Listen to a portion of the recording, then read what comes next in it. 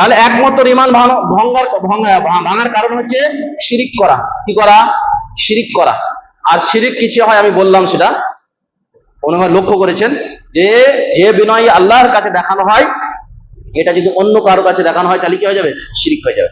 সেটা জীবিত দাঁড়ানো মূর্তি হোক, সোয়াই মূর্তি হোক, এবং দুনিয়ার কোনো বস্তু হোক, এমনকি বললাম মাস্টার, স্যার, বউ, স্ত্রী, স্বামী, যার কাছেই হোক না কেন, যদি সেই বিনয়টা যেটা আল্লাহর কাছে দেখানো হয়, সেই বিনয় যদি তার কাছে দেখানো হয় কোনো বস্তুর কাছে, কোনো ব্যক্তির কাছে, কোনো সময়ের কাছে, তাহলে শিরক হয়ে যাবে।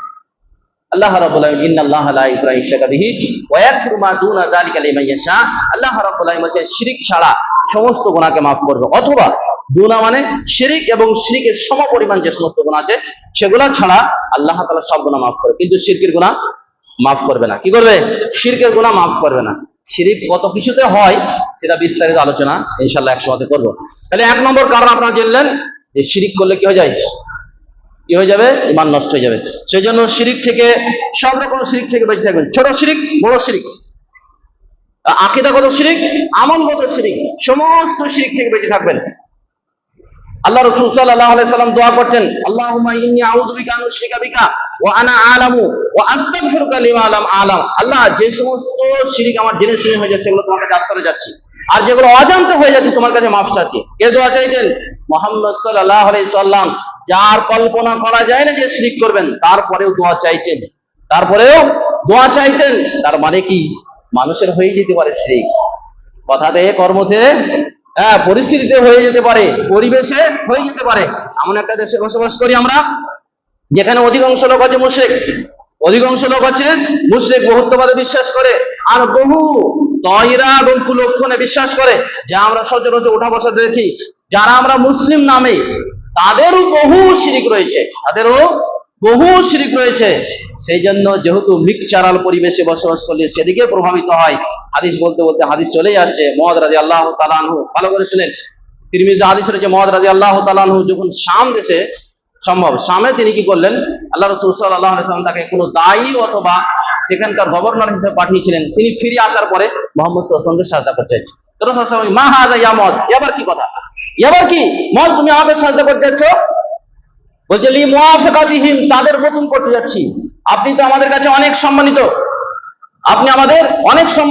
তাদের নেতা এবং ধর্মগুরুদেরকে তারা সাজদা করে, যা আপনি আপনাদের দেখতে পাচ্ছেন, আমাদের সমাজে দেখতে পাচ্ছেন, পীরের নামে আর নেতা নেতৃত্বের নামে কত যে সাজদা করা হচ্ছে, কত যে নত হওয়া হচ্ছে, কত যে বিনয় হওয়া হচ্ছে, যেটা প্রাপ্য একমাত্র আল্লাহ সুবহানাহু ওয়া তাআলা। আল্লাহ আমাদেরকে রক্ষা করুন।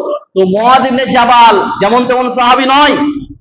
সাহাবায়ে কেরামদেরকে রাসূলুল্লাহ সাল্লাল্লাহু আলাইহি ওয়াসাল্লাম যখনই ইহুদি খ্রিস্টানদেরকে কাছে পাঠাতেন, তো মুআযকে পাঠাতেন, কারণ মুআয হচ্ছে জ্ঞানী সাহাবী, আর ইহুদি খ্রিস্টানরা আগে থেকে শিক্ষিত ছিল।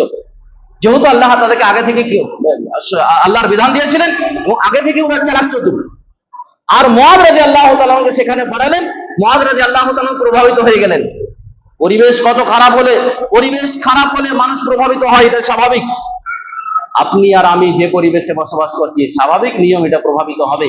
সেই জন্য কোরআন হাদিসের চর্চা করতে হবে, ঈমান কিসে নষ্ট সে জানতে হবে, আর জানতে হবে কি যে ঈমান কিসে মজবুত হয় সেটাও জানতে হবে, আর কি করলে পরকালে সম্মান বৃদ্ধি হবে সেটাও জানতে হবে। তো মুআয রাদিয়াল্লাহু তাআলা এত সম্মানিত সাহাবী, এত বড় দায়ী, তারপর প্রভাবিত হয়ে গেছেন। রাসূলুল্লাহ সাল্লাল্লাহু আলাইহি ওয়াসাল্লাম বলেন, লা ইয়াজুজু লিআহাদিন, কারোর জন্য জায়েজ নয়, যদি জায়েজ হতো তাহলে নারীদেরকে আমি হুকুম দিতাম স্বামীদেরকে সাজদা করার জন্য। তাহলে আমি আর আপনি কে, কত দূরের মানুষ। আল্লাহ যদি আমাদেরকে হিফাজত না করে এবং আমরা যদি বিষয়গুলো থেকে সতর্ক সাবধান না থাকি, যদি আমরা চর্চা না করি, স্কুল কলেজ আর দিন পালনের নামে কত শিরক যে হচ্ছে, আল্লাহ আমাদেরকে হিফাজত করুক, আল্লাহুম্মা আমিন। দ্বিতীয় নম্বর কারণ হচ্ছে মান জাআলা বাইনা ওয়া বাইনাল্লাহু ওয়াসাইদ, আল্লাহ এবং বান্দার মধ্যে মাধ্যম তলব করা। ইবাদত করতে গিয়ে আল্লাহ এবং বান্দার মধ্যে মাধ্যম করা। মক্কার মুশরিকরা তারা বলতো যে আল্লাহর ইবাদত আমরা করছি, এবং হজে গিয়ে